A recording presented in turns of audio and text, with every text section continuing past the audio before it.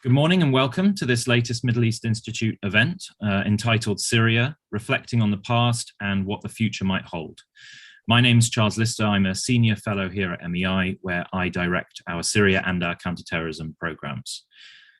10.5 years ago, Syrians across the country took to the streets to call for much needed reforms. After 4 decades of dictatorial rule by the Assad family, Syrians wanted something better. But what they got in response was even worse. Today, Syria and its people stand shattered by a decade of conflict. More than 500,000 are dead, more than 100,000 are missing, and the country's infrastructure, its economy, and its social cohesion lie in pieces. 10 years ago, and in the many years since, the extraordinary brutality meted out by the Syrian regime corralled the international community into a collective opposition to Assad's rule. Yet many questions are still directed at whether sufficient resources were devoted to meeting that position.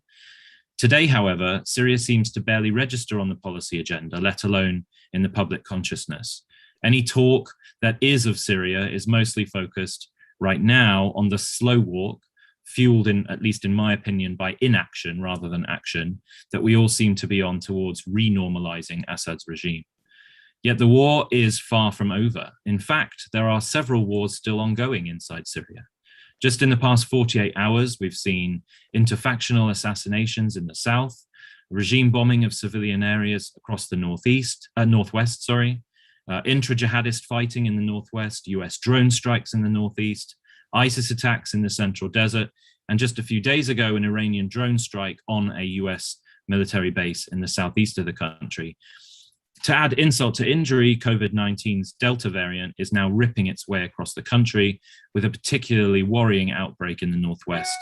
So now doesn't particularly seem to be a great time to be ignoring Syria, let alone giving Assad a pass.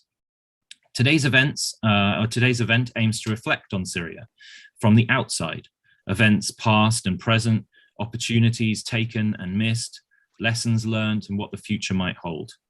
Our 3 excellent panelists today come to the discussion with unique experiences on Syria, and I'm thrilled to introduce them all briefly to our audience. First up, we have David McCloskey, a former CIA analyst and a former consultant to McKinsey and Company. He covered the Middle East as a CIA analyst from 2008 to 2014 and watched Syria descend into unrest, civil war, and state failure. During this time, he wrote near weekly memos for the President's Daily Brief, lived and worked in CIA field stations throughout the region, briefed senior White House officials, members of Congress, and Arab royalty. And Damascus Station, which I'll come to shortly, is his first novel. Next up, we have Clarissa Ward, who is CNN's chief international correspondent and is based in London. For nearly 20 years, Clarissa has reported from front lines across the world, from Syria, Iraq, Afghanistan, Yemen, to the Ukraine and Georgia during the Russian incursion in 2008, as well as Iran. The recipient of 7 Emmy Awards, Clarissa was named the 2019 Reporter and Correspondent of the Year by the Gracies and is the author of On All Fronts, The Education of a Journalist, a memoir that details her singular career as a conflict reporter and how she has documented the violent remaking of the world from close range. Clarissa has covered Syria extensively, reporting from front lines across the country, and her 2006 Undercover in Syria series was awarded a Peabody Award, an Edward Murrow Award, and the Overseas Press Club's David Kaplan Award. I would strongly recommend people go back and watch that series. And last, but certainly not least, I'm thrilled to introduce Marc Polymeropoulos, who served 26 years in the CIA before retiring from the Senior Intelligence Service in June 2019 as one of the agency's most highly decorated operations officers. While at the CIA, Marc was a long-time Near East Division and Counterterrorism Center Operations Officer with extensive experience in the Levant, as well as in Europe and Eurasia. He served in Iraq and Afghanistan, and prior to his retirement, Marc served at CIA headquarters and was in charge of its clandestine operations in Europe. He's the recipient of the Distinguished Career Intelligence Medal, the Distinguished Intelligence Medal, the Intelligence Commendation Medal, and the Intelligence Medal of Merit. And he's also the author of another great book, Clarity in Crisis, Leadership Lessons from the CIA, which was published in June this year by HarperCollins. So first of all, to the 3 of you, welcome. Thank you so much for joining MEI in this event today. I'm super excited about the conversation we're about to have. As I've said to you all before, the event today is intentionally broad in scope, but I think the conversation can go in a million different directions. So let's see where it goes. To the audience, to all of those of you with us today on Zoom, please pose your questions at any time throughout the event using Zoom's chat function. And for anyone live streaming on the MEI website or on YouTube, you can email your questions to events@mei.edu. I'll be keeping across all those questions as they come in, and I'll be feeding them into the discussion as we go. So to get things started, the real hook for this event was the publication of David's new novel. So let me start with you, David. First off, congratulations on the book, on Damascus Station. It really is an amazing novel, a real page turner. And I have to say, as a longtime Syria analyst myself, I was struck by how closely it lines up with reality and real places and real events, and in some cases, real names. Or if you read between the lines, real names. And yet, at the same time, the book is a piece of fiction. So, let me ask you at the outset, what made you want to write Damascus Station? Why did you choose it to be a fictional novel rather than a piece of nonfiction? Tell us a little bit about that process. Yeah, absolutely. And first off, Charles, thank you so much for having me here to be on this wonderful panel and to just talk about a very critical topic. I'm still not fully used to talking about things that I've published that are out in the world, because I've spent most of my adult life working in fairly secretive organizations. So it's still a little bit surreal to be out here talking about these topics in the book. I think the book really came out of my experiences at the CIA and in Syria, working on the unrest and the war. Most of the work that we do at the agency, particularly, well, on the analytics side for sure, it's got to be pretty anodyne, it's sterile.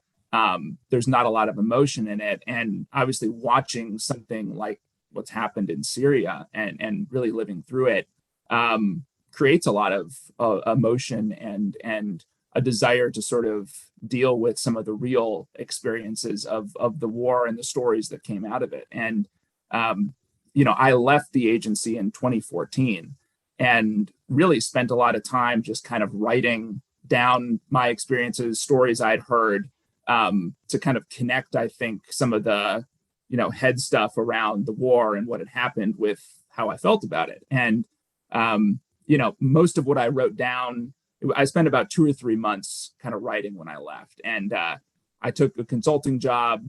I didn't come back to the writing. I just kind of shelved it for about 5 years and really came back to it, looked at it again, and it was really terrible stuff. I mean, it was like a first kind of writing 101 mistake, just awful, really bad.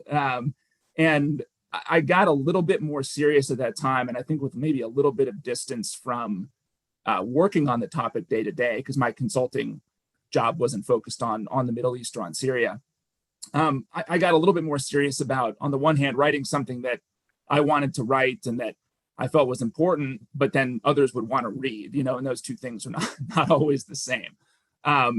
So I sat down and got more focused about it, and really ended up trying to write something that would, I think, do pretty much 2 things. One was I did want to get Syria right insofar as I could, and not just from the high level kind of policy stuff. I actually didn't have a lot of interest in getting that right at all. And those who read the book will see that there's some counterfactuals in there that don't really hew so closely to the war. But I did want to get the experience right and the feel right, and to look at it from multiple standpoints. So the book looks at the war from the standpoint of security officials, oppositionists, sort of, committed Assadists.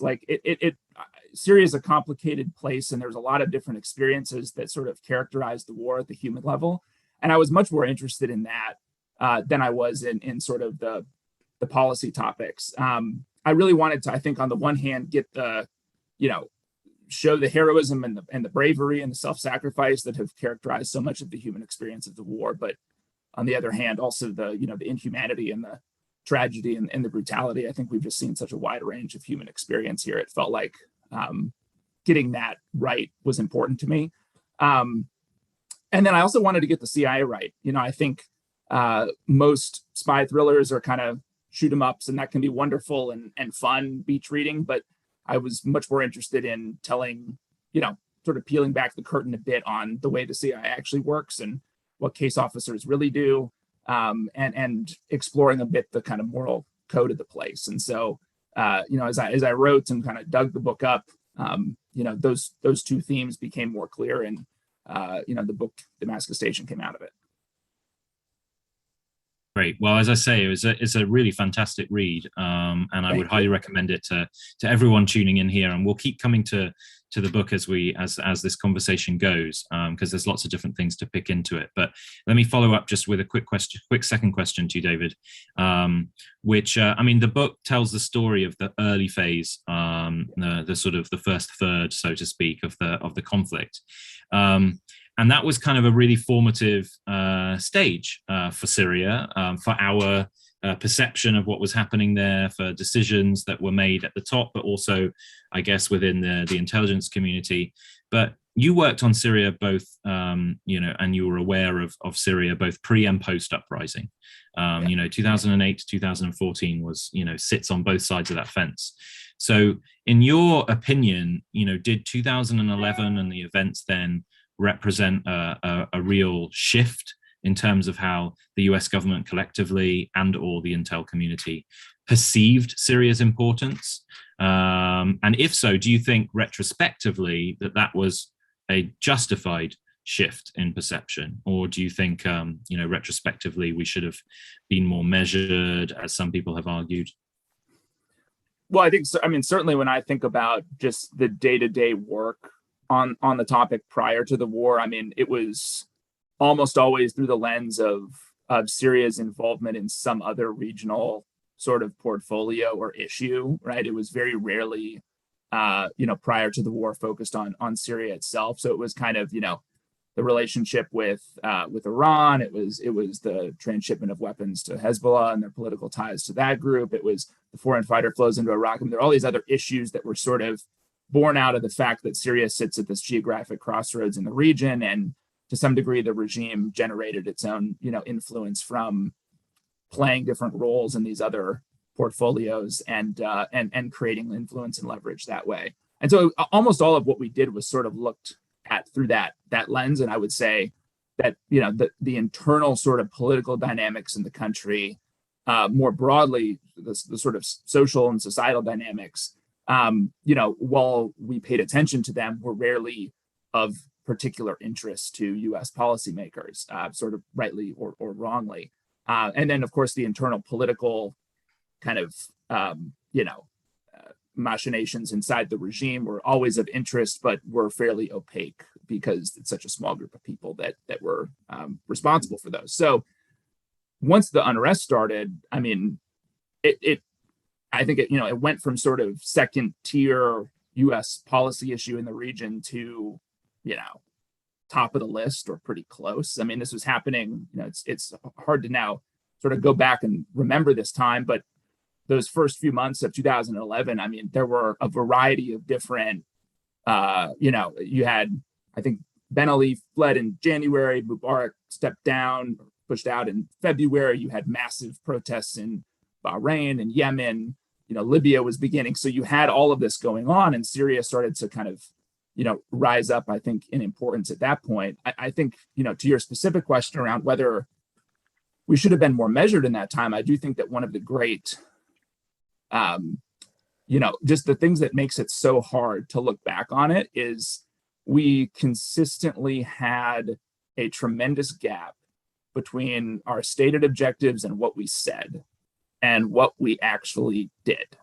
And when you mix that in with the just extreme level of sort of violence and brutality that's been meted out in the intervening decade, and you compare it to kind of what we talked about, there's just, it's one of the things that I think pushed me to actually write a book of fiction and to deal with this through the eyes of characters that, could sort of capture some of that, because that gap was just so pronounced that it made it, I think, very challenging for us to have any kind of coherent response. And we certainly did no right by, certainly the protesters and oppositionists who got out on the streets early, thinking that there would be support from us, and then later, in sort of later years, the folks who actually took up arms, thinking that there would be some kind of intervention, led in part by U.S. policy statements that suggested that might be the case. Got it. Thanks, David. And Marc, just quickly turning to you, same question really as I just asked to David. I mean, to tack onto it, I would say, many critics of U.S. policy today, of which the list seems to be rising, contend that Syria just doesn't really matter all that much. It didn't matter in 2011, and it certainly doesn't matter in 2021. Our valuable resources, be what they may, should be being devoted elsewhere. Do you think, the two-parter, I guess, do you think that the contention that it didn't matter in 2011 was right? And do you think that Syria, what it represents and what is happening there today, does that matter enough to us to continue to devote resources to it and what have you? Sure. Well, yeah, it's an easy question, of course. So thanks for teeing that up. I think that for me it comes down to there's two parts of it. There's one is a discussion of kind of U.S. strategic interests, and you can make the argument, and one I have argued this for years, is that Syria is in the core. It's the core of the Middle East, bordered by everybody. So it really does matter. And so it should have the attention of U.S. policymakers from kind of our strategic interests in the region. But taking it, and I like to look at it now almost in relation to what David writes in his book, because fundamentally it's a question of who we want to be as Americans, and I mean this really seriously. And let me preface this as a case officer, as an operations officer, is what I did. So my job is to spot, assess, develop, recruit, and handle agents. So I spent a lot of time on the ground, throughout the region, with real people of the region, but it's also spending a lot of time on the streets, knowing the Arab street. One of the great things about a CIA case officer is when you're at an embassy, often the smartest person in that embassy who really knows the country is going to be the CIA station personnel, and really the operations officers who take taxis, who eat in cafes, who smoke shisha and drink arak, late at night, and so there's a personal element of this that to me is really important, because fundamentally it comes down to is who do we want to be as Americans. What has happened in Syria is a humanitarian catastrophe. Clarissa knows this very well. She's been on the ground too. So the way I look at it, or the way I looked at it then, and really the way I look at it now is I'm pushing myself away from policy equations, because Syria is, as former Deputy Director of the CIA Mike Morrell said, Syria is the policy issue from hell. It is difficult. It was difficult in 2011. It was difficult in 2003, and now it's difficult in 2021. But ultimately, it's do we hold individuals accountable? Bashar al-Assad has committed heinous war crimes. Yet there's a move now, for kind of rapprochement. Certainly, the Jordanians and the Emiratis are pushing this. I don't know where U.S. policy is going to be, but as a CIA officer who's been in the Levant, and I'll leave it at that. And as David and I know, we can only talk about so much. But I think all of us, have been in and out of the region a lot. But I knew the people of Syria, and the idea. And the concept of their human suffering, to me, keeps me up at night. And so ultimately, it matters for strategic reasons, but there's also, the U.S. global and moral reputation, and the idea that that we would at this point now kind of go along with this, rehabilitation of Assad, without any accountability is something that really bothers me considerably, because just again, the amount of time that we spent on the ground, knowing the Syrian people, knowing the people of the region, as many of us were there during the Arab Spring, and so it's of course it's spread around the region, but there was time of hope even in Damascus, many moons ago. I think one of the things that I found about the Syrian people in particular. I sent a tweet out, Charles, the other day, and I know you saw it, that if you take a look at the U.S. diplomatic, intelligence, perhaps aid community, Damascus always seems to be one of the favorite postings, and it's kind of curious why. and it's not only because of the unique history, Damascus, obviously, the oldest inhabited city on the planet. But there was something about the fundamental nature of the Syrian people, and this is not the Syrian government, for God's sakes, but the Syrian people that all of us, for one reason or another, kind of fell in love with. And I'm sure David wrote his book with that in mind. There was a general warmth you felt towards, there was all these stories when I was going in and out many moons ago of Syria, that there was, the Syrian population was 20 million, but there was 1 million Syrian expats in the United States. Now that's not true. But the fundamental point was that I never found the Syrians to be anti-American. I found them to be, progressive, smart, well-educated, certainly terrified of their regime, but not a huge supporter. And certainly, they did not hate the United States. They might have hated U.S. policy. I'll leave you with one great anecdote. And I remember there was someone who was trying to get a visa, a young Syrian girl wanted to get a visa to come visit the United States. And in the visa interviews, as you go through a lot of different questions, and this was relayed to me by a consular officer, and she said, why do you want to come to the U.S.? And this is in the early 2000s. She said, well, it's a land of opportunity and political freedom, economic freedom. And then there's kind of these questions about, do you support, terrorist groups? And she said, well, Hezbollah is the group I admire the most. And the consular officer just kind of sighed, realizing that this was going to be, a basis of rejection of a visa. But it's fun to me. I love that story because it just kind of shows, that the Syrian people, these were tremendously warm, smart, well-educated.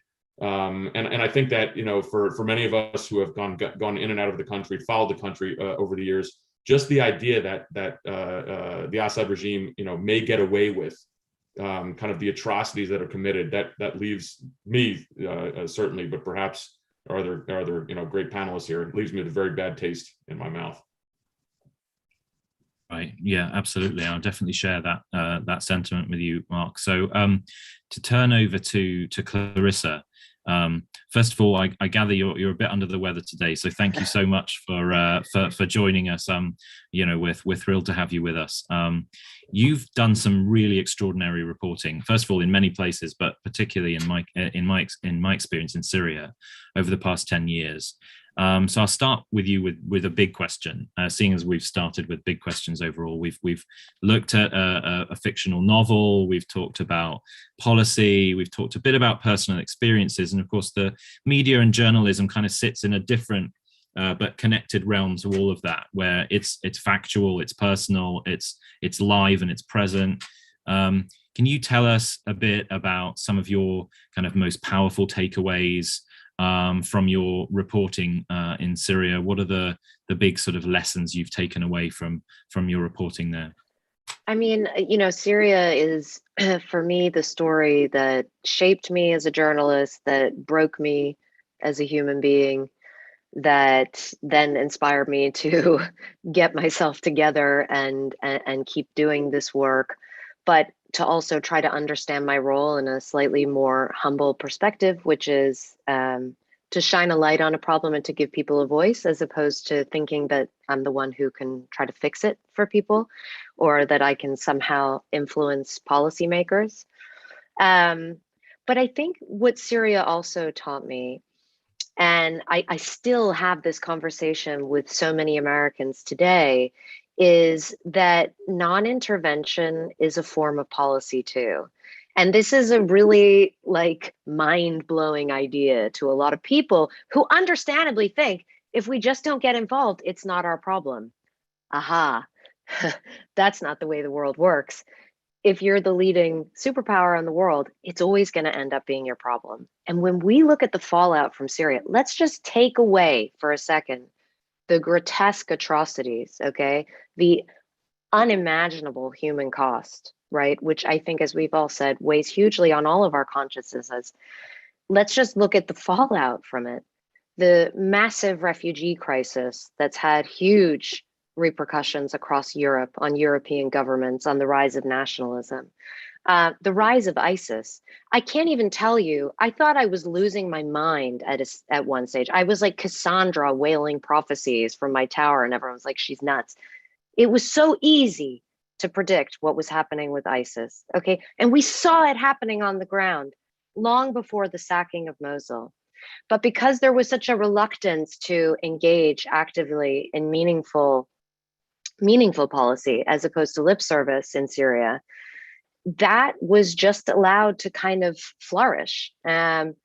And then, you know, it was a slightly different situation in Idlib with the rise of Jabhat al-Nusra, but that was partly because ISIS was at war with Jabhat al-Nusra.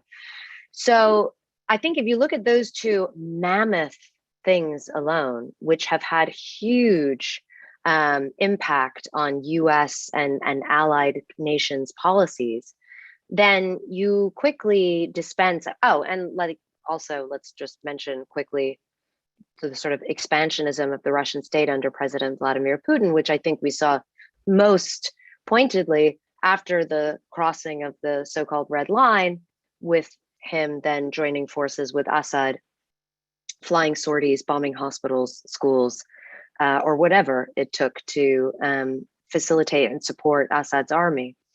So if you look at those three things alone, it becomes abundantly clear that even when the US doesn't want to be involved and doesn't want to have an ownership role, there are going to be consequences.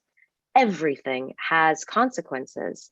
So then you have to ask yourself, well, then how do you choose how to be engaged, and how can you take a more responsible role in how you engage? And that brings me to something that David said that really struck a chord with me about the gap between the rhetoric and the action. Because this was something that I saw in 2011. I was there in October or November, and it was still the early heady days of the uprising. And I was in Damascus. I was posing as a tourist. I was undercover. Although, as Marc rightly chastened me, he was like, "Oh my gosh, reading about your ideas of like how you thought you were undercover and not being followed from a CIA agent's point of view was just like, oh my gosh, what is this girl doing?" But anyway, when I would talk to young activists then, and by the way, they were Christians, they were Alawites even, they were Sunni, they were Shia. This was not a religious jihadist movement at that time. And they were so full of hope. And they were also absolutely convinced that if they walked into a hail of bullets, there would be a no-fly zone. And so because of Libya and what they had seen happening in Libya, they believed that they were going to have a similar experience. And because President Obama continued to say Bashar al-Assad must go, you could forgive people in Syria for believing that the US was going to put something behind that assertion. And as you know, the late President Lyndon Johnson, I believe, once said, never tell a man to go to hell unless you're willing to make him go there. Because you do create a really dangerous dynamic when you open that can of worms. Now, of course, for me as a journalist, it's not for me to prescribe policy. And I would say that I was never an advocate for intervention as such, as much as it was clear from an early stage that there was such a lack of honesty and transparency in terms of what the real policy was, what the appetite for it was, what the disagreements were between, you know, perhaps President Obama on one side and Hillary Clinton and Petraeus on another side. And, you know, not everybody in that group had the same thinking about Syria. And so that to me does feel like it's a bitter pill to swallow a little bit, especially when you see what it looks like when someone is unconflicted about their policy. So case in point, let's look at President Putin and Russia. We're blowing up kids, don't care. We're blowing up innocent women and no care, don't care. We're on their team, we're supporting them, we're giving them air sorties, we're giving them weapons, we're training their army, we're giving them loans, we're doing this. And same with the Iranians. And you know, they won. They won the war. And, you know, so I'm not saying it was the US's role to intervene, but I am saying that as a journalist and as a human being to cover that war was really devastating because you watched in real time. And it took a while, by the way, for the penny to drop and for the truth to sink in. And then you saw this bitterness, this ugliness, this extremism did start to flourish, understandably, because when the international community has turned its back on you, you will turn towards whoever. And I'll never forget having this conversation with someone in Aleppo. He's a Syrian American, super educated guy, smokes cigarettes, not a religious zealot at all. and we were in Aleppo, and I was looking around at, like, they weren't called Jabhat al-Nusra then, but it was clear who they were. And I was like, what's the deal with this? This is going to be a problem for you. This is also going to be in my 60 Minutes piece. He said, well, when you're drowning and you are just trying to keep your head above the water and someone offers you their hand and you don't like the look of the guy, but it's a hand, you grab it. And everybody in that moment believed, if we hold on to the hand, we can use them as long as we need them, and then we'll get rid of them. They were incredibly naive. But that was a trait that I saw consistently with the Syrians, even from the get-go. Politically, they were very naive because they didn't have, that bench of experience, right? They had been living, as David said, and as you mentioned, under, an autocracy for 4 decades. And so again, the other thing that drives me nuts is when people talk about, like, oh, it's a bunch of jihadists and it's a bunch of zealots and it's a this and that. And, when you have watched at close range the making of an extremist and the way someone needs to be broken for that to happen and let down by so many things, whether it's the international community, their local community, it is then galling to see the world turn their back and say, well, they're just a bunch of extremists anyway. So I would say yes. And in sum, my main takeaways were that, like, we need to be more humble and more honest in our approach to those things. And I get that doesn't always gel with realpolitik, but I think we have seen in no small sense in Syria the ramifications for that dishonesty. Clarissa, thank you so much. I think we can all see why you're an award-winning journalist. I think you took us on many different journeys just then. So thank you. You also mentioned Russia. So Marc, I think I have to turn to you. Plenty of experience working Russia issues, for good or for bad. I would ask you here maybe to go back a little bit in time now too, in terms of reflecting. I think it was back in 2015, shortly after Russia's intervention in Syria. I remember, being in the White House, having meetings on Syria, and as soon as Russia came up, it was kind of a dismissal of, yeah, they've intervened, but it's soon going to be a quagmire. That was the saying at the time. It's going to be a quagmire for the Russians. They're going to get stuck. They won't be able to get out. It's going to be, really bad for them. And I think, Clarissa put it quite rightly there in terms of the sort of strategic impact of Russia's intervention, their complete blinkers in terms of any of the abuses that they were involved in or facilitating. In your opinion, what do you think Russia has really got out of being in Syria? I mean, Hmeimim and the port aren't particularly enormous from a sort of US military perspective, but perhaps strategically, geopolitically, there's more at play. But given your awareness of Russia as well as of Syria, just be interested in your thoughts on that. So sure, thanks, Charles. So first I'll just make the kind of overall statement. It's a spectacular win for Vladimir Putin, and it's a spectacular failure for U.S. policy. As a CIA officer in the Middle East, I joined the CIA in 1993, and so of course my job there was to collect intelligence to help formulate U.S. foreign policy. But at the same time, we spent a great deal of effort in pushing the Russians out.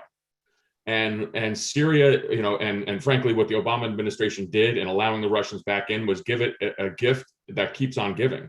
In my time going through the Middle East, and whether this was in multiple countries, both in the Levant and North Africa, and keep in mind, again, this is between the late 90s and up until 2015, maybe 2014, but ultimately there was no appetite in any of the Arab states to really deal with the Russians. But what happened in Syria was a spectacular failure on our part, because we invited them back in, and they're here to stay. And make no mistake that while we kind of think of who Bashar al-Assad is, and his makeup, and I've followed him for years and years. Do I think he's pro-Russian? No, but he's going to go with sides that backed him and frankly saved him, and the Russians certainly did. And so we've invited them back. So, you're talking about, the Russian Air Force bases, you're talking about Russian access, naval, the ports in Tartus and Latakia. And so ultimately they're not going anywhere. There was a debate at some point. And I remember hearing this when I was at the agency that, maybe this is going to stretch the Russians thin. Maybe this is going to bleed the Russians, their intervention in Syria. Well, that was spectacularly incorrect. And so ultimately, I think we caused, by again, a deliberate U.S. policy, which is rather extraordinary to allow the Russians to come in under the Obama administration. We actually have caused this a strategic setback in the region. And that's something that we're just going to have to deal with now. In terms of Russia as a whole, my contention, and I think, many other Russia watchers as well, Vladimir Putin is going to get up every day, and Clarissa certainly knows this, and he's just going to figure out a way to screw the United States one way or the other. And so, so Syria was just an ideal conflict, but, for him in particular, in pursuing policies which are, wildly immoral. If you can recall the New York Times doing some incredible reporting where they actually had, audio of Russian pilots, bombing, civilian targets, hospitals in Syria. Grotesque. These are war crimes. He doesn't care. Certainly, the Syrian regime doesn't care. And so ultimately, this is a setback as we talk about kind of, strategically, why does Syria matter? Usually, we focus on Iran, but in terms of kind of the U.S. Great power competition with Russia, we've taken a huge step backwards. And to me, it's what's a good sports, and that's an own goal. It's an unforced error. Something that we caused ourselves, and I think that's a huge shame. Again, it's something where we for years and years, decades, pushed the Russians out of the Middle East, and in essence, we've invited them back. Mark, thank you. David, turning over to you, and on the kind of other side of the regime alliance equation, again, seeing as Damascus Station, covers the earlier phase of the crisis, Iran was the key player in that phase rather than Russia. Clearly, Russia was in and around in the game, but not quite so significantly until later on. So when it comes to Iran, I mean, they've clearly come a long way since 2011, transitioned from providing some kind of logistical and intelligence support to having their own bespoke military bases, militias, proxies within the Syrian army. Syria was always important for Iran. I think we all know that. But I would perhaps suggest that it's even more so now, given what they've been able to achieve. But my question to you really is bringing us to the current day. There's lots of talk in different ways from the Trump administration, the Biden administration. There's certainly a lot of talk in the region about trying to roll back Iran's achievements or trying to minimize Iran's hold in Damascus. Is that possible, or is this just a sort of fantasy that we're all trying to convince ourselves of? So I think the direct answer is it's a fantasy. I mean, I think that there are basically, if I look at sort of U.S. stated policy from the Obama years on Syria through Trump, and who knows what exactly will come out of the review that the Biden administration is doing now, if they do ever get around to finishing it. But I think there's been basically 5 stated objectives on Syria. And again, as we've been talking, the amount of national power that we've committed has sort of varied wildly between these, right? And so one is, some kind of political transition, which I think now would be sort of encapsulated in 2254. 1, 2, general sort of humanitarian support, stabilization assistance. 3, counter ISIS, or just more broadly, sort of Salafi jihadism coming out of Syria. Sort of, I would say probably 4, a general sort of quote unquote red line, of course, against using weapons of mass destruction, sort of oddly in some respects, because the conventional slaughter has, of course, been far more problematic, but that line has been drawn. And then 5, sort of removing, blunting, rolling back Iranian influence inside Syria. And I think when I go through that list, I mean, we sort of all probably have looks on our face that say we really haven't backed up many of those with real national power and action. I would probably argue the 2 that we've really spent time on have been obviously the counter ISIS campaign. And then we do continue to push for it, obviously rightly so, and fund humanitarian assistance and stabilization assistance in Syria. The Iranian plank of that, though, to me is one of the more fantastical pieces of it, because we've practically done little to really roll back Iranian influence in Syria. The Israelis have clearly done far more with their strikes. And I think that as long as the Assad regime remains sort of the strongest militia in the country, if you want to look at it that way, the idea that you'd somehow sort of separate them from Iran, or limit the degree to which the Iranians are able to use their territory to ship weapons to Hezbollah or to cultivate militias, seems like there just really aren't practical things from a policy angle that we could do, short of dealing with the regime, which we've clearly been unwilling to do. So I think that piece of it is sort of closer to fantasy than reality, and we certainly haven't done, I would argue, a whole lot to roll back Iranian influence in Syria.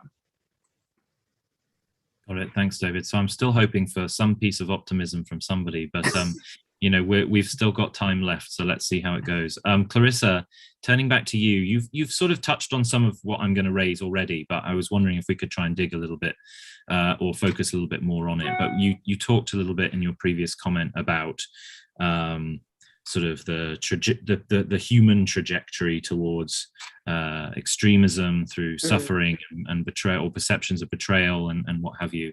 But I think some of the most sort of powerful reporting you've done, from my perspective, has been content from places like Idlib, where until relatively recently, few journalists were really willing to go. Region of the country which historically has always been conservative, but during the crisis has been, heavily influenced by extremist groups. And, you've just got back from Afghanistan. You've done a set of recent, reporting from Afghanistan, Taliban-controlled, Afghanistan. And in a very similar way, Idlib right now is controlled by a kind of a Taliban-like entity, nationally focused, politically invested, but still, deeply sort of conservative / extreme. So just wondering if you could perhaps tell our audience a little bit more about what it was like reporting from somewhere like Idlib. Does a group like Nusra in the older days, or HTS today, how much do they really control, or are they there, or are they influenced? And what is the general sort of civilian human perception of their situation like? Yeah. I mean, it's such an interesting question, and it's changed a lot. I mean, I started going to Idlib in 2012.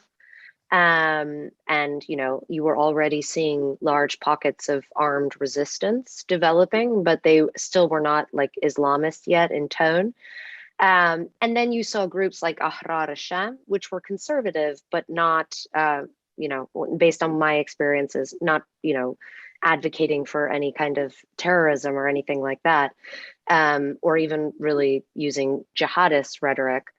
But that was sort of already the beginning of when it started to get controversial, and when people started to say, see, this is why we shouldn't get involved in Syria, because you see what's happening.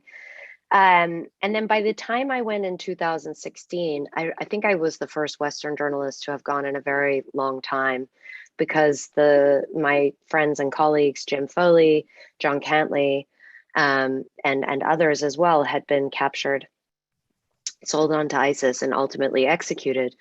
We went with a character who's, again, controversial character called Bilal Abdul Karim. But in some ways, I think he kind of epitomizes the sort of shifting zeitgeist of Idlib. He was drawn as an American to go to Syria to participate in the jihad in a nonviolent way. For him, he wants to make films and be a reporter. But he has definitely got same sort of ideology as the Taliban or Jabhat al-Nusra. Interestingly, now he's had a complete falling out with HTS, as they now call themselves, and he's moved out of their territories, which I think speaks to how much the group has metamorphosized.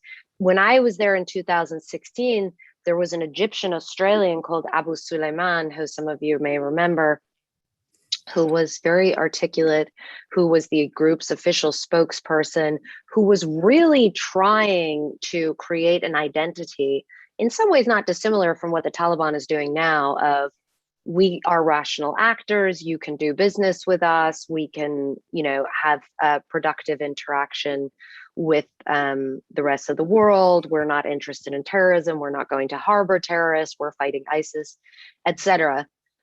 6 months later, Abu Suleiman was, off the scene. And does anyone know what's happened to him? He's sort of disappeared into the ether. I believe he's still alive. But what it goes to show you, I think, is just how short the shelf life is right now for leadership in Idlib. And so what you're seeing are these like gangs, basically, who are, under the umbrella of HTS. And this is, I should say, I haven't been there recently, but from my understanding, are ruling the place more like a fiefdom than like a proper governing body. And I think it's incredibly difficult to live there, even if you are a supporter of their ideology, even if you are deeply conservative, even if you choose as a woman to wear niqab. I think it is still incredibly difficult to operate there and to work there. On top of that, you have increased recent aggression on the regime side as well. And you have just devastating humanitarian situation where you have millions of people living in an area where originally less than 1 million people lived, and not sufficient amounts of aid coming in, and basically you're kind of blocked away or blocked off from the outside world in a sense. So I don't know how sustainable Idlib is. To me, it seems to be like the sort of gaping wound that like you can't stuff enough bandages in it to pretend that it's somehow better or cured in the way that the regime has been able to try to do in other parts of the country. And I can't see any scenario. And I'm really curious to hear from David and Marc and from you, Charles. Actually, specifically you, Charles, because I think you're much more au fait right now with what's going on in Idlib. What do you think the future holds with Turkish influence there, jihadist influence there, the Kurds right next door, the regime, in and out? What do you think what the future holds for the people of Idlib? Are you flipping the roles over here, or I am. I can't help it. It's my second nature. But you could just in brief make a nod to it. Yep. No? Well, I think Idlib is an extraordinarily complicated place in terms of the internal dynamics, the political dynamics, the aid situation, and also, probably as you imply, it's the area of Syria I've worked most intensively on for the last 10 years. So, for me, Turkey is there to stay. They have thousands of soldiers deployed inside Idlib in more than 70 different military positions. And that has, as far as I'm concerned, at least for now, had an enormous strategic impact in terms of being able to freeze the conflict line.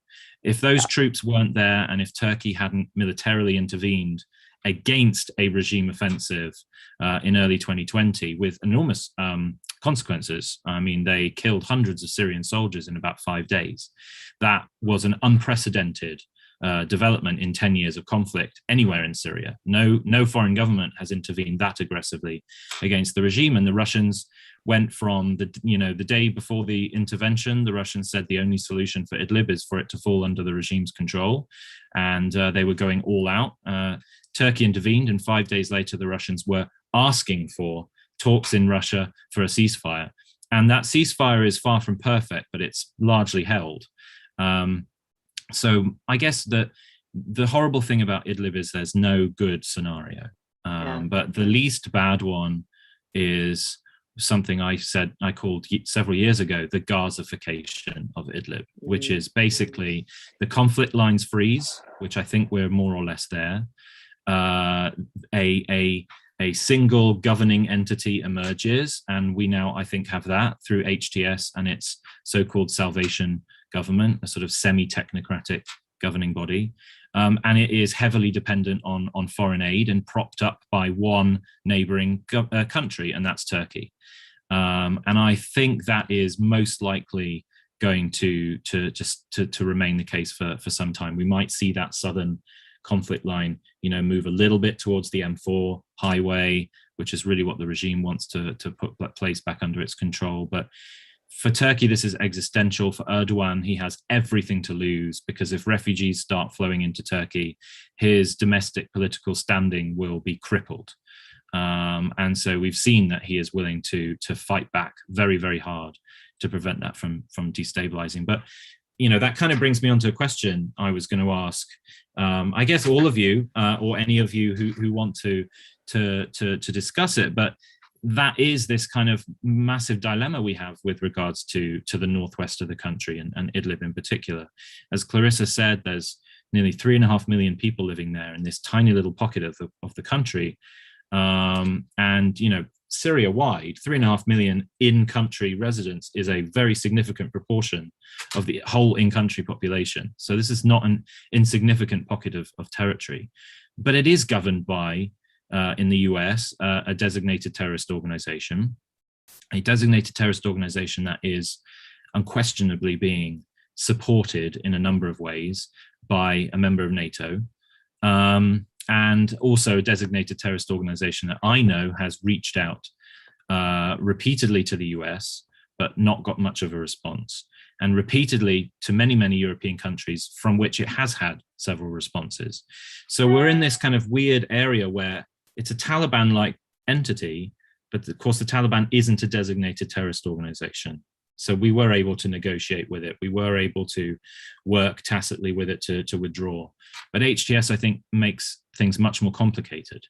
And from an aid standpoint, there would be much more American stabilization assistance going into Idlib if HTS wasn't the governing entity, or if it wasn't a designated terrorist organization. So I guess my question to all of you would be, is there a way out of that, do you think? I mean, the Turkey relationship between the US and Turkey is one element to this equation. Is there space to improve that relationship, or our ties with Ankara so deeply damaged that there's no turning back? And can the US ever be in a place where it could reconsider its perception of HTS, or turn a blind eye to that in favor of stabilizing a very significant pocket of the country? So it's a sort of a big question, but maybe we'll start with David, we'll go to Marc and end with Clarissa, but if any of you feel free to tackle it from whatever angle you want. But I guess the big question is, can Idlib be resolved or stabilized, or is this slow walking towards further instability to come? Well, I think so. My overall frame for this would be that we should be, just from a US policy standpoint, generally in favor of alleviating human suffering where possible, and where we can actually do that. And so I think that to the extent that sort of aid transfers or delivery is complicated by either the regime in Russia on the hand of trying to close some of the sort of non-regime controlled crossings, or on the part of our own sort of designation of a group like this as a terrorist entity that then prohibits us from delivering aid that might in fact reach civilians, I would say we should be thoughtful about whether there are ways to manage that. I think that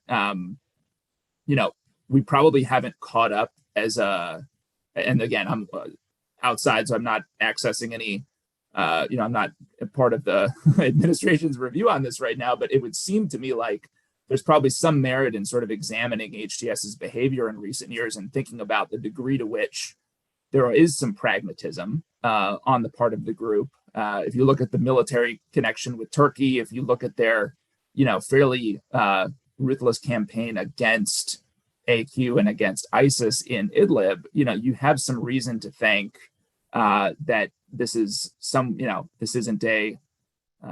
this isn't ISIS, right? This is a group that's sort of making political decisions in its own context and has some degree of pragmatism in its ranks. I'd also look at some of the ways in which, at least, and Charles, you'd know better than I would, that if I look at some of the more kind of behavioral type of policies in Idlib, I think there's a smoking ban that they don't enforce.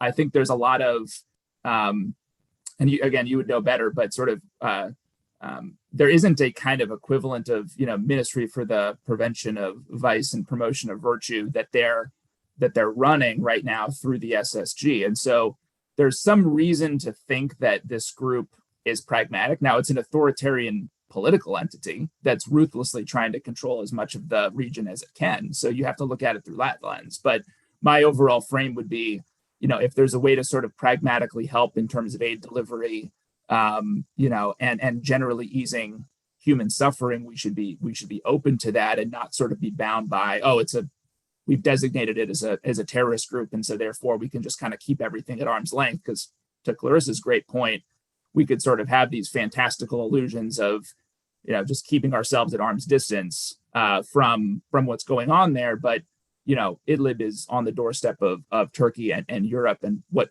happens there matters, going forward, and will have sort of knock-on effects, irrespective of whether or not we get involved. Got it. Thanks, David. Marc? Sure. So I think that, David makes some very good points. I wonder if, practically speaking and politically speaking, if the U.S. would be able to do this for a number of reasons. First of all, any kind of foreign policy decisions on Syria are going to be, controversial. So this is not just, the administration pushing forward on this. There's going to be elements in Congress who are going to look at HTS as a designated terrorist group. So I wonder if it's even possible to, even if there was good intentions to do this, to move forward. The other part of this that I think it's worth discussing is, how does this play into, the regime's narrative?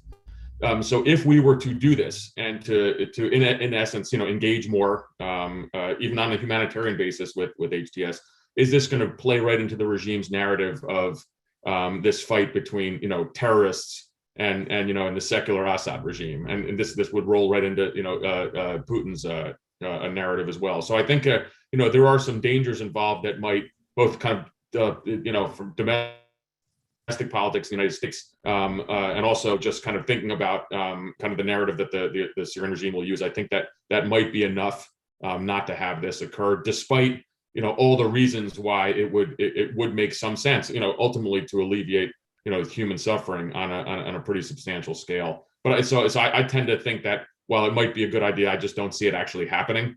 Particularly, and this would be a bold foreign policy choice for the United States. And we haven't been, really good at bold choices on Syria, as it's everything. We've had just historically just half measures here and there. Charles, I promise I'd tell you some fun anecdotes of my time. I remember, when this was probably in the 2015 timeframe, maybe 2014 or so. And I have to be careful on how I say this in terms of U.S. assistance programs to the Syrian opposition. But I remember going through an airport in Europe, and I saw a little Hello Kitty bag, one of those kids' bags. And I texted one of my friends in the U.S. national security establishment who was involved in support to the Syrian opposition. And I said, hey, I think I saw one of your little, airdrops here, meaning that we really never did all that much. We never did, as has been mentioned before by David, certainly, so for the U.S. to take a bold step like this, and perhaps others, would say it's not such a bold step, but I find it hard to believe we'd make that move now, despite, certainly the concept that, relieving humanitarian suffering is very just. Marc, thank you. I certainly remember some Hello Kitty bags in the hands of certain groups in Damascus too. So certainly they must have been received well by some. Yeah. Clarissa, over to you. It's a really tricky foreign policy question, and it's not my place to answer it, honestly, especially given my lack of expertise about HTS. I would say that the fact that Jilani is still the head of HTS and has been all along through its various incarnations, including when it actively espoused allegiance to Al-Qaeda, makes it problematic to then suddenly be like, well, come on back into the fold then. I think that's a tough one to get your arms around for the US government. And I think if we look at the Taliban parallel, which I do think is a good one, Charles, because I see a lot of similarities there in terms of the ideology. I think the Taliban's having the same fight right now, right? They're having the same trouble. Okay, they're not a designated terrorist organization, although people seem to forget that. I can't tell you how many times I have to correct editors and stuff. And, everyone just assumes the Taliban are a terrorist organization. And even they are really struggling to get the aid unfrozen, to be recognized by any country in the world. And okay, the fact that they're not letting little girls go to school is, kind of an own goal and an easy fix for them to try to facilitate that process. But I think it gives you a sense that, like, even with the reality, the sort of undeniable reality of the Taliban's victory in Afghanistan, and they're here to stay, and we need to deal with this because otherwise it's going to be a complete mess with ISIS-K and other groups potentially proliferating. Even then, the world is still, and even with this, economic crisis playing out in Afghanistan, people are going to go hungry. The international community is still struggling to let that money flow and to give the Taliban legitimacy with very understandable reasons. So I think if they're struggling to do that with the Taliban, I think HTS, which is led by a man who actively espoused loyalty to Al-Qaeda, I think that's going to be a real stretch for them. Because if you talk to the Taliban about Al-Qaeda, they're very savvy and they've got their story straight. We never loved Al-Qaeda. We never followed Al-Qaeda. We never helped Al-Qaeda. They were just some guys who were living here for a while. And by the way, you guys were the ones who supported them when they were the Mujahideen fighting Russia. And, we'll never, so they have their story straight on that one. I think the HTS has tried to craft a narrative now, but it's ex post facto. And it's a little bit difficult to just ignore the fact that however many years ago it was, and it wasn't that many, right? It's less than 10 years ago. They were like, we're on Team Al-Qaeda. We're an Al-Qaeda syndicate. So I think it's a tricky one. Yeah, it's definitely tricky. I would, talking of Jelani, I would suggest actually if that he was taken out of the game, then HTS would, in my opinion at least, probably go more back towards its original self, much more likely. It does seem to be Jelani who is holding the changed posture together. So anyway, that's an important and that's interesting. Really interesting. That's really interesting. The decapitation approach and in CT talk, raises lots of interesting questions about the influence of certain leaders and their ability to make things cohesive. But let me. So we've tackled Russia, we've tackled Iran, we've tackled Turkey to an extent. Another of Syria's neighbors that has played a significant role, albeit indirectly, I would say, in terms of the Syrian crisis itself, is Israel.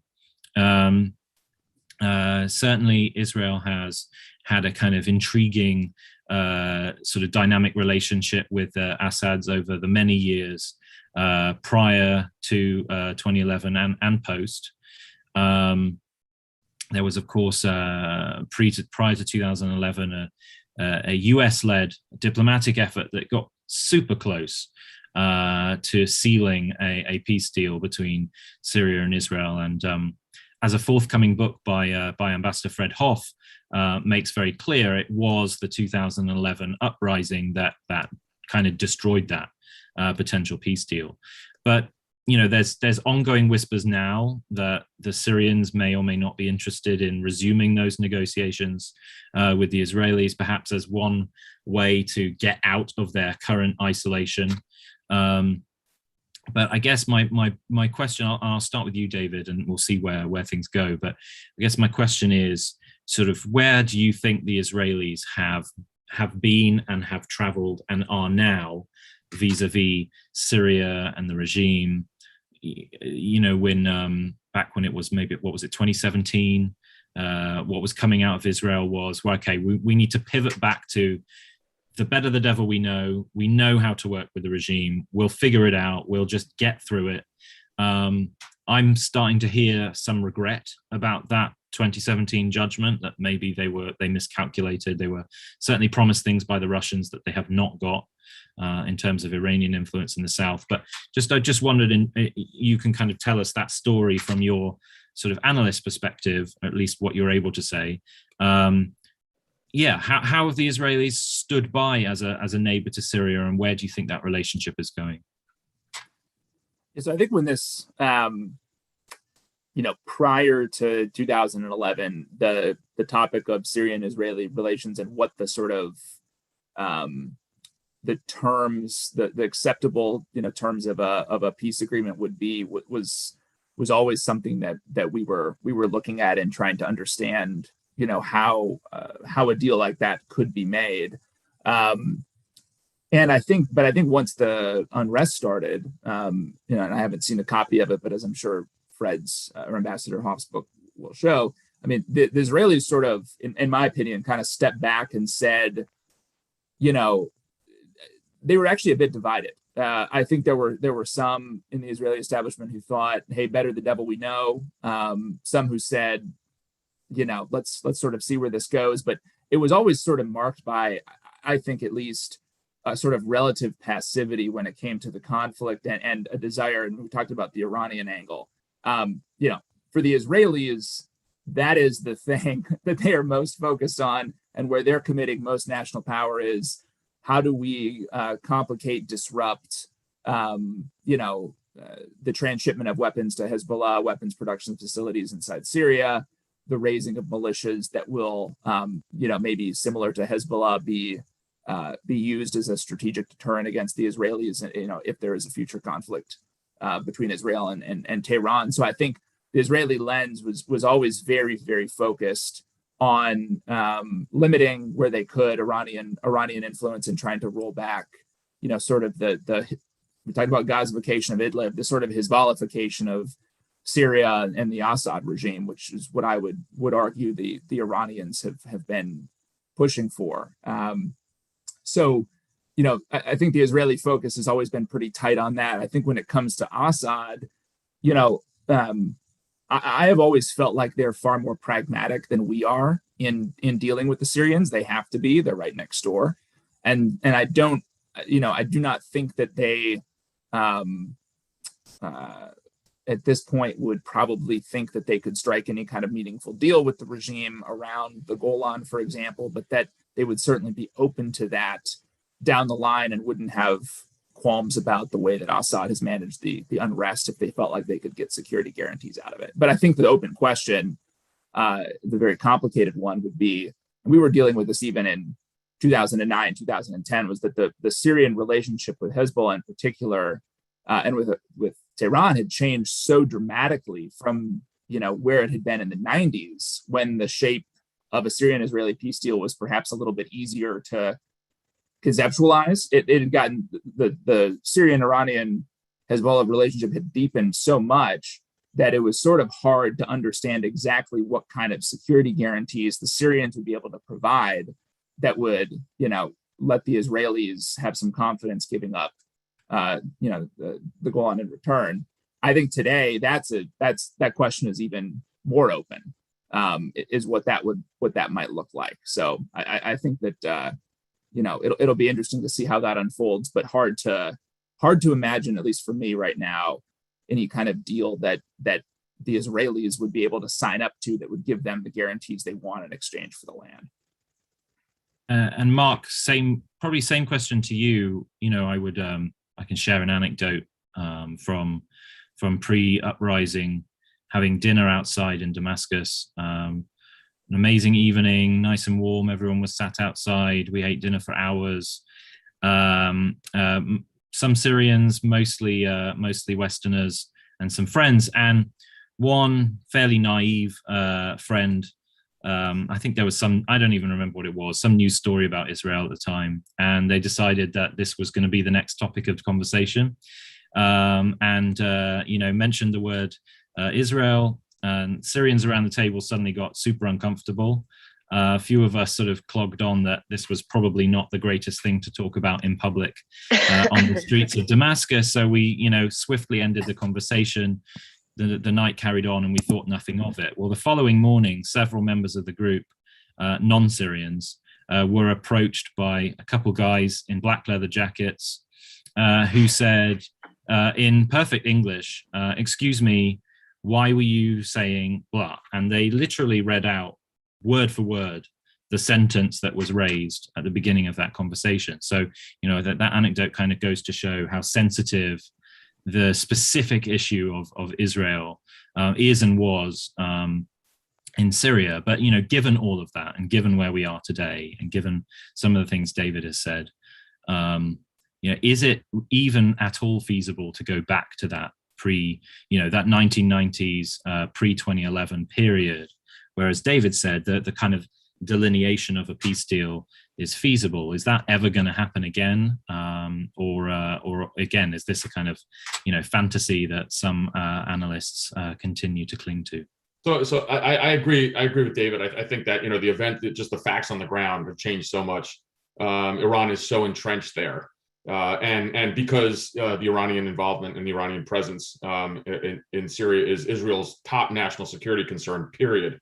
I think it would be really hard on two ends. One is, getting the right kind of security guarantees that the Israelis would need, but really it's going to Syria itself and the Assad regime.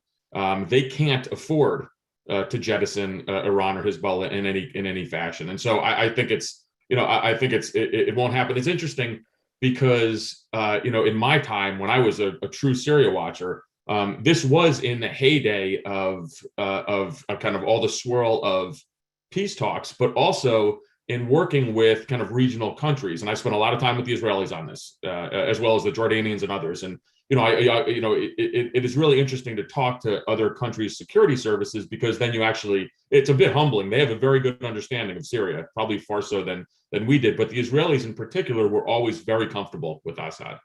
He was the man that they knew. It was pretty extraordinary Israeli actions over the years that one would think could even start a regional conflict, did not. The bombing of the North Korean reactor in northern Syria that the Israelis did in 07. And so ultimately, some things that the Israelis were able to do on the ground to kind of shape the region that should have caused a Syrian response, it never happened. So there was this weird kind of marriage between Israel and Bashar, and I think everyone was very comfortable with each other and comfortable with the status quo. And I think that when with the Syrian uprising as well, the Israelis kind of kept that in mind. It is interesting what was just mentioned that Charles, that you said that perhaps the Israelis are rethinking this a bit now because really strategically things have changed. Iran is so entrenched, as is Hezbollah. And of course, this does have an effect on Israeli national security. Now, what is interesting is, repeated Israeli airstrikes inside Syria and, a lack of response. And that does go back to, once again, the Israelis really knowing how to play the Syrians. But any kind of future agreement, I think, is going to be really difficult. What is unfortunate, and it's interesting coming, from my position as at the time as a street operations officer in the Middle East. It is really unfortunate because an Israeli-Syrian agreement really made the most sense over the years. It didn't have that intractable feel of the Palestinian conflict. This was an agreement that should have occurred. If James Baker in all of his memoirs has talked about this extensively, and maybe 2011 was the last great chance. And of course, the uprising kind of put that to bed. But in terms of future is, I guess one could make an argument that if Bashar wanted to somehow gain U.S. favor in terms of any kind of efforts at U.S. re-engagement, if Bashar came out and announced he was interested in peace talks with Israel, but I don't think his Iranian patrons would agree with this either. And so I just think I find it hard to imagine we're going to go down this road again. Got it. Yeah, I think I tend to agree. Clarissa, I wonder if I could bring the same issue to you, but from a slightly different angle. And again, given your extensive time on the ground reporting and speaking and meeting with people, when it comes to Israel's involvement on Syria or in Syria, clearly over the last 10 years, as we've extensively discussed, it's been directed in Iran's attention rather than necessarily Syria's. And certainly Iran's initial intervention sort of really transformed the dynamics on the ground in Syria in 2012 and 2013. And it certainly fed a kind of sectarian narrative, at least for a time, that hadn't really been there before. I mean, the uprising in 2011 was quite explicitly not sectarian. It was definitely a much more mixed group of folks who came out to protest. But certainly, Hezbollah's intervention along the Lebanese border in places like Al-Qusayr, which was a big turning point in 2013, definitely, I think, fed a sectarian narrative for those who wanted a sectarian narrative on all sides of the conflict. But then likewise, there are many of us who would say, the uprising was certainly never sectarian. And for most, the crisis, the conflict wasn't sectarian either. So to you as a journalist who spent an enormous amount of time on the ground speaking to people who are living this crisis, was sectarianism ever a real thing? Was it a driving force that pushed people to act in certain directions? Or was this something that from a Western perspective, we made much more of and attached to the conflict than it was necessarily deserving of? Yeah, it's such an interesting question. And I think sectarianism, kind of like radicalization, when you say that word, the understanding is, oh, that's just such a mess, you can't even go there, right? Like, this is a sectarian thing, or like this is a jihadist thing or an extremist thing. There are these words that make you immediately think that a conflict or a people or a place are so deeply dysfunctional that you can't begin to get your arms around it and to get involved. I mean, the sectarianism thing to me always felt pretty hollow in the early days, honestly. I mean, it's a cliche, but I remember one Syrian friend joking to me, oh, we my friend asked me once when I was 10 years old if I was Sunni or Shiite, and I told her we're all just sushi, okay? Which is like clearly something like a kid says and their parents have said it to them. But I do think it speaks to this idea that sectarianism was not rampant in Syria. And obviously there was an understanding that the Alawites were ruling over a Sunni majority, but I don't think it governed every aspect of everyday life in the way that we come to see it now in Syria. And in the early days, there's no question. I really remember vividly in 2011, sitting down with a young Alawite girl who was donating clothes to Homs, which is a predominantly Sunni town, the site of the first brutal crackdown. And there was no discussion. I sat with her and her activist friends like up through the night, drinking wine, by the way, not something, you would see so much of now, but, and listening to them talk about their idea of a revolution. And honestly, nobody was talking about sectarianism. Now, clearly, that's a bunch of young activists on the ground talking in the heady early days of a revolution. And when you look at the sort of geopolitical machinations beyond that, and you look at the role of a country like Iran, for whom like Syria was like an existential issue, right?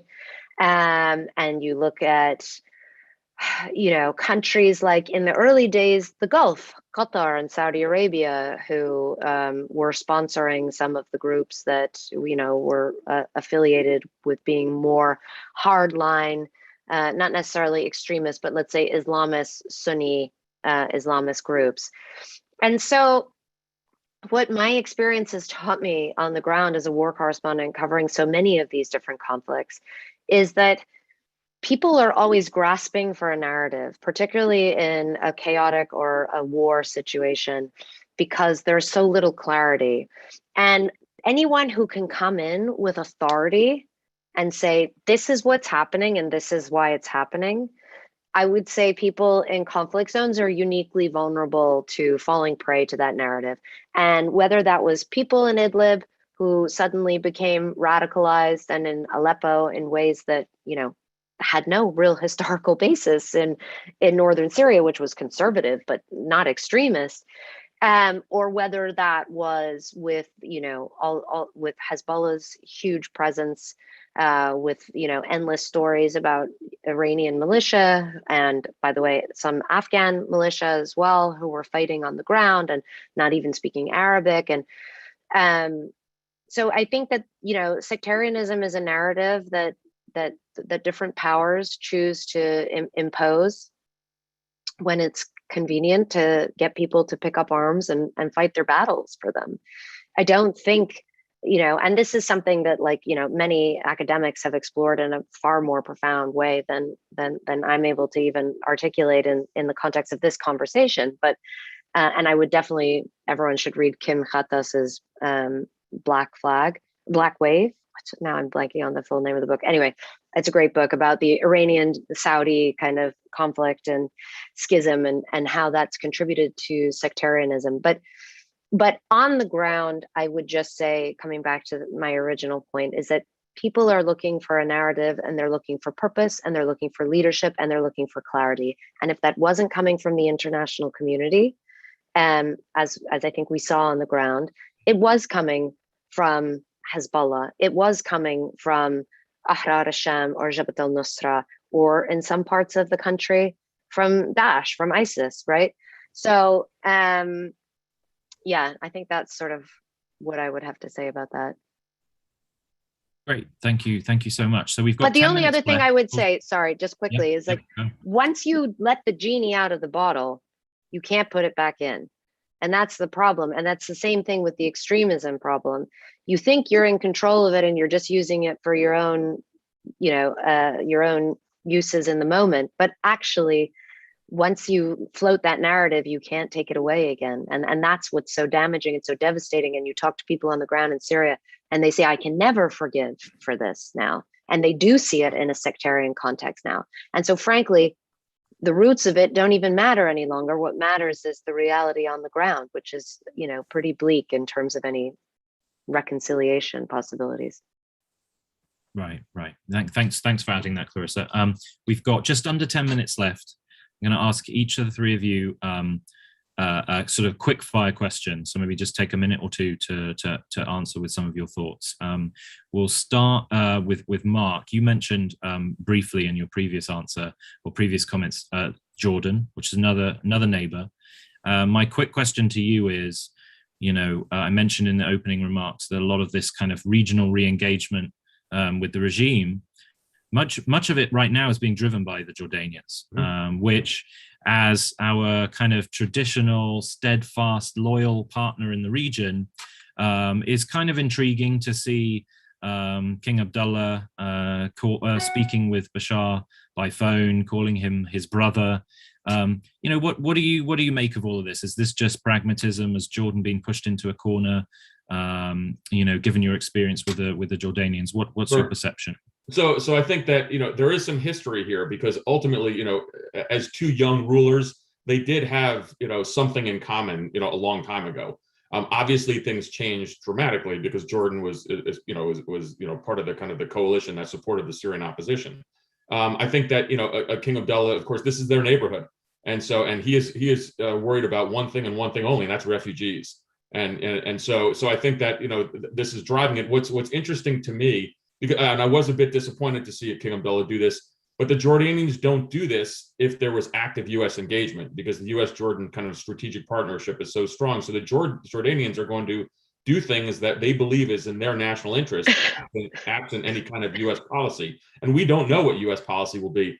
I think that the State Department has been interestingly quiet about this kind of Jordanian initiative as well, and that is a little telling.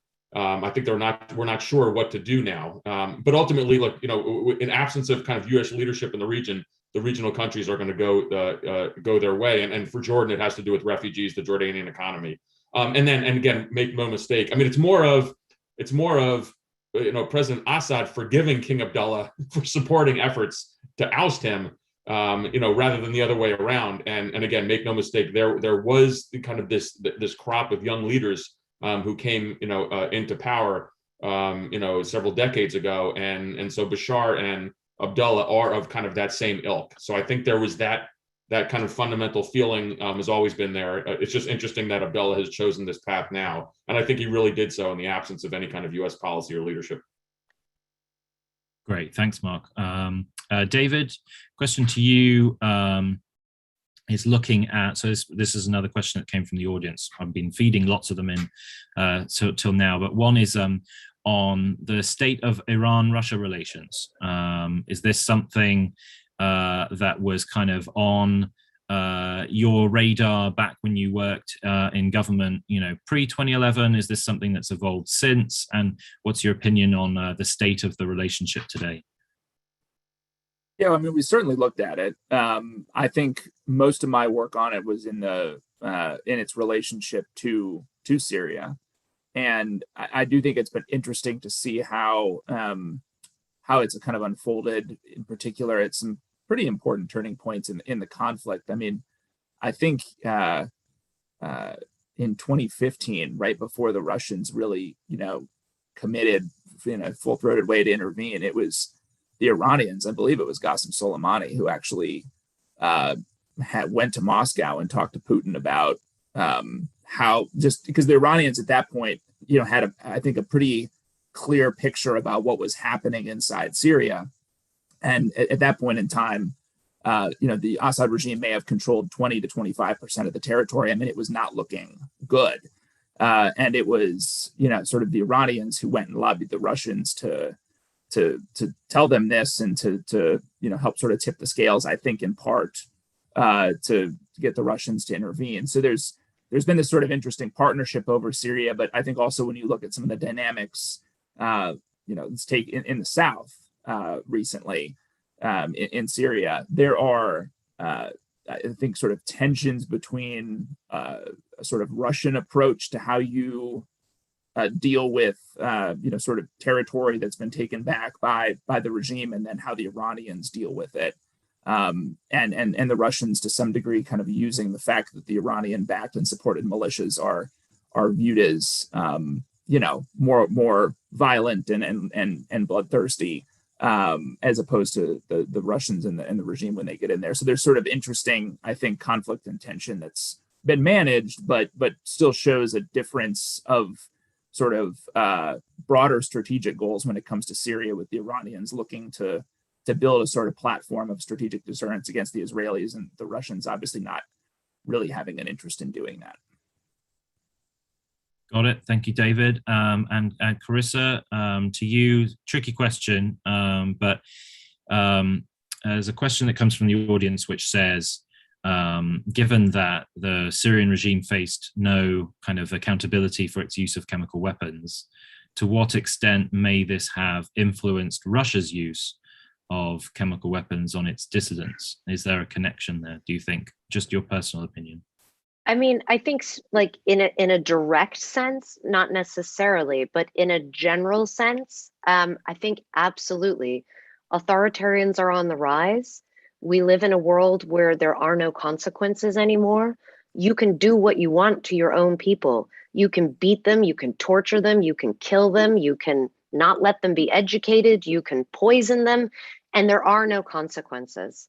We're in a different era now of understanding America's role in the world, the role of the West in the world, and that's a topic for a whole other conversation.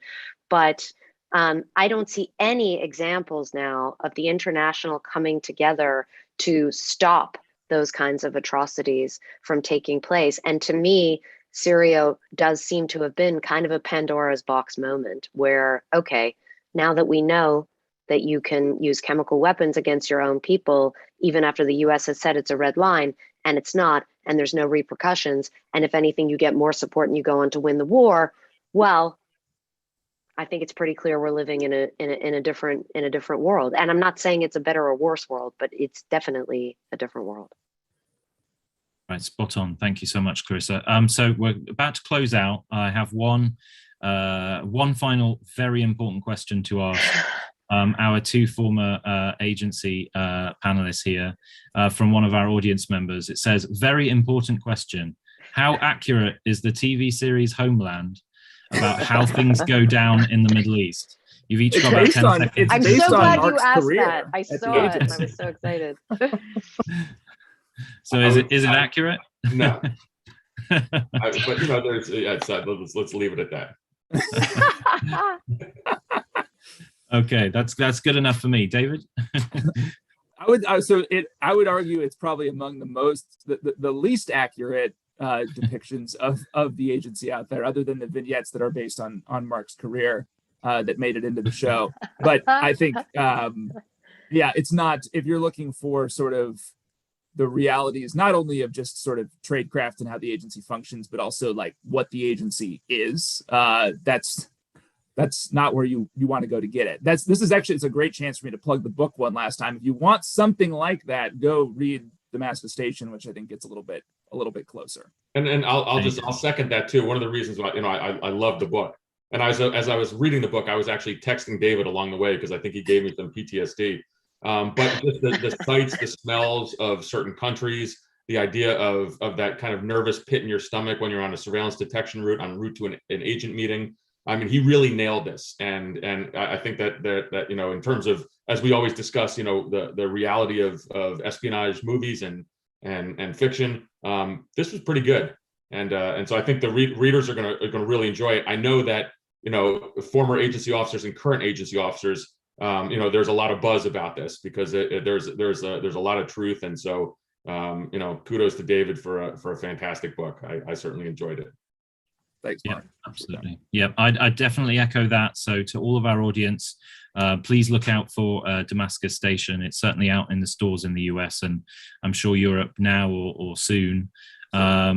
Soon, inshallah. So on that note, we've just run out of time. So this has been a fascinating discussion. I can't believe we zipped through 90 minutes that quickly, but we definitely covered a lot. So first off, Marc, David, and Clarissa, thank you so much again for taking the time. Clarissa, particularly you being under the weather. Go and get some rest now. It's later in the UK. And to our audience, of course, thank you so much for taking the time to join us and for all of your questions.